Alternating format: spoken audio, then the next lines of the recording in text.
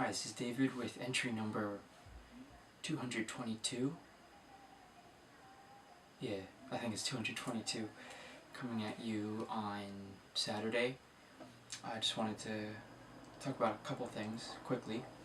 Not quickly, maybe this will be an 8-minute long video, but what I wanted to talk about was basically my friend Mo came in, we hung out for a bit, and then had dinner, and then a coffee, and then he needed to go back to visit his friends in Jinbu because one of them was having a birthday.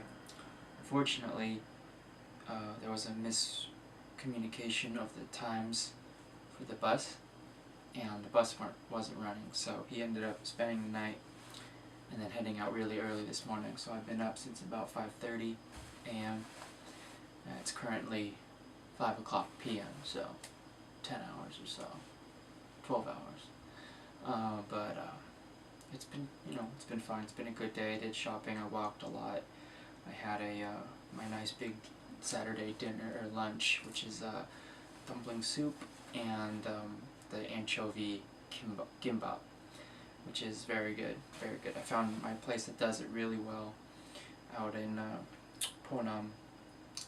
I checked, and the Thai noodle place is gone. The Southeast Asian place is gone, and it was replaced by some kids art center. But right near it, I took a picture on Instagram. They opened up a Mom's Touch, and a Mom's Touch is basically a Korean fast food franchise that serves what they call authentic Cajun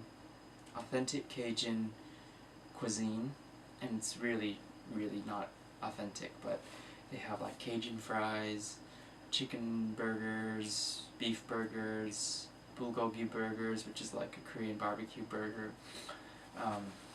Really interesting food. It's really good. It's the foreigners here go crazy for it, like absolutely crazy, and it's brand new. Like it still had the flowers outside, and it was just like clean and big and really awesome. I'm gonna probably go there for lunch tomorrow. It's a good walk away, so if I feel like, you're gonna eat that crappy food, the walk kind of negates the grease and the salt. I know it doesn't, but that's how I choose to feel about it. The other thing I kind of want to talk about, segueing from what I just said, is there's a trailer for a movie called Fed Up. And the movie is I'm assuming, going to be a really big deal, covered by Western media. Basically, it's narrated and I think produced by Katie Couric, and so she kind of lends her name and her voice, obviously. And it's about the sugar industry in the U.S. and how kind of blaming sugar for obesity and a lot of stuff. And to some extent, there's, I think, a lot of validity in that argument that, sugar did have a very large impact in Americans' rise to being fat. Because, I'm sorry to say, but living in Asia, in the few spots I've lived in, Americans are really fat. They're just fat. And people in Asia, I know it's a stereotype, but they're much skinnier. And I don't really know why. I think it has more to do with, for Asians, I think it has more to do with, I want to say genes, like genetic makeup, but because they eat very poorly here as well. Just they don't eat as much. They eat food that gets converted into sugar and not just straight sugar. So in Asia, the other stereotype is they eat a lot of rice, but that one's very true. In Korea especially, it's not thought of as like it's almost thought of as like a health food here, and in China as well. It's like something that, it doesn't make, you won't get fat from eating rice, white rice. It's healthy for you, it's good for you, helps you grow strong, and that mentality is just born from wartime famine, when white rice was the only thing they had. But we know nowadays that white rice is very bad for you, on par with like Iron Kids bread or white bread. Very just all the nutrition's been stripped away. It tastes good, but it's very, it's carbohydrates that basically get turned into sugar and then fat. So it's very worthless in terms of like nutritional density. And this documentary I was reading the comments of people who watched it, and it just played out just as you would think, like people demonizing sugar and blaming sugar and saying sugar is the worst, and they blame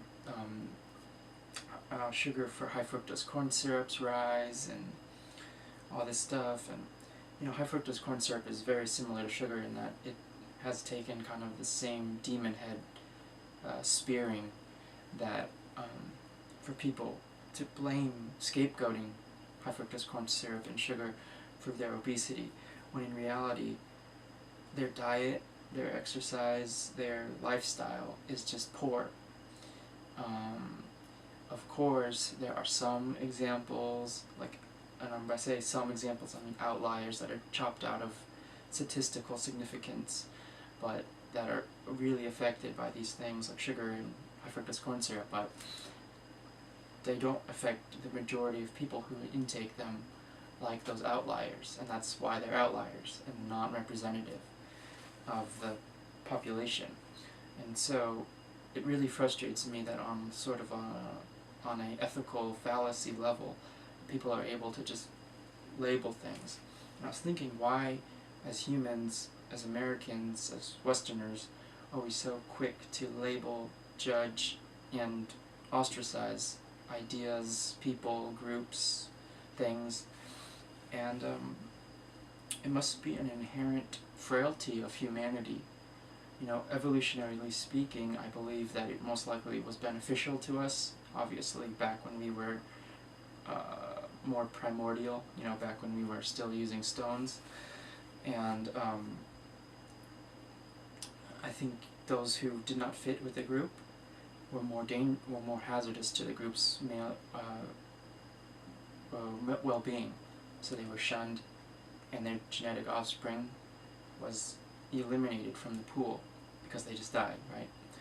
And there just must be something so ingrained in us that if we see something that's wrong, that isn't how we want to think of it, it must be bad and evil and toxic, and it must be expunged from our lives. And it's a very fascinating thing, and I think very soon you'll be seeing this documentary all over. It's called Fed Up, and it should be very interesting to see people's reactions. And I know when you watch it, you'll probably go, "Oh, I'm never going to eat a Cinnabon again," and then a week later you'll be walking through the airport and smell that delicious, sweet, cinnamony smell of a Cinnabon, and guess who's going to be chowing down on a Cinnabon? You know what I mean? So that's entry number 222, and I'll talk with you tomorrow. Thanks for watching. Bye.